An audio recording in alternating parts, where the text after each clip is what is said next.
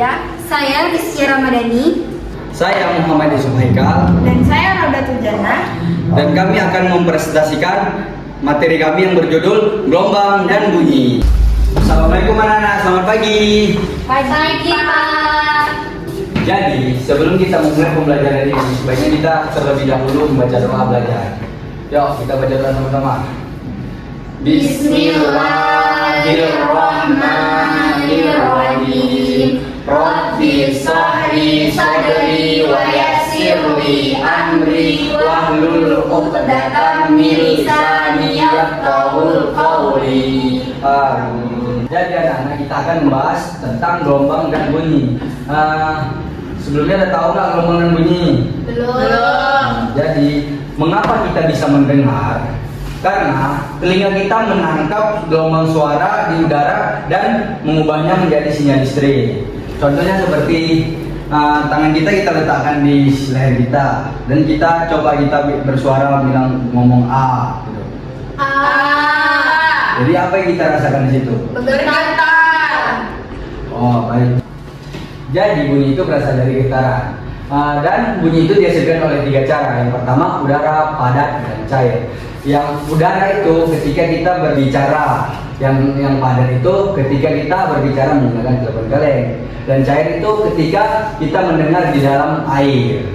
Kalian tahu nggak perjalanan bunyi sampai ke telinga? Tidak. Nah, mari kita simak videonya sama-sama. Pikiran nggak, kok suara bisa sampai ke telinga kita, padahal nggak kelihatan? Suara berasal dari benda yang bergetar, seperti saat kita berbicara. Getaran ini membuat udara di sekitarnya ikut bergerak maju mundur. Gerakan udara ini membentuk gelombang suara yang merambat ke segala arah. Gelombang suara masuk ke telinga dan membuat gendang telinga bergetar. Getaran ini diterjemahkan otak menjadi suara yang bisa kita dengar. Jadi suara itu masuk ke dalam otak. Makanya itu kita bisa mengenali suara yang sering kita dengar. Makanya pada saat kita mendengar suara aura, kita tahu kalau itu suara aura. Karena apa? Karena suara itu sudah diterjemahkan oleh otak kita. Oke. Sampai sini paham ya kenapa kita bisa mendengar dan kita bisa mengetahui suara-suara siapa aja yang bisa kita dengar? Paham ya? Paham. Jadi anak-anak, ini contoh eksperimen bunyi berasal dari getaran melalui zat padat. Nah, jadi media yang kita gunakan itu ada kaleng, telepon kaleng. Ya. Apakah anak-anak pernah mencoba eksperimen ini? Belum. Jadi ini contohnya. Saat tali tegang, maka suara akan terdengar dengan jelas. Contohnya terdengar jelas. Kenapa bisa terdengar jelas dari kalian lainnya? Karena gelombang akan menghantarkan getaran yang baik sehingga menghasilkan suara yang jelas.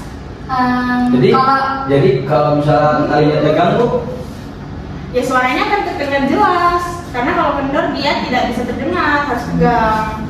Karena kalau tegang tuh dia bisa menghantarkan getaran.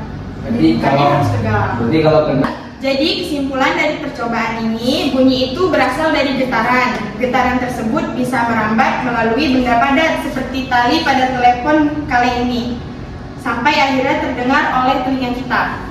Paham? Paham, Ibu. Baik, terima kasih.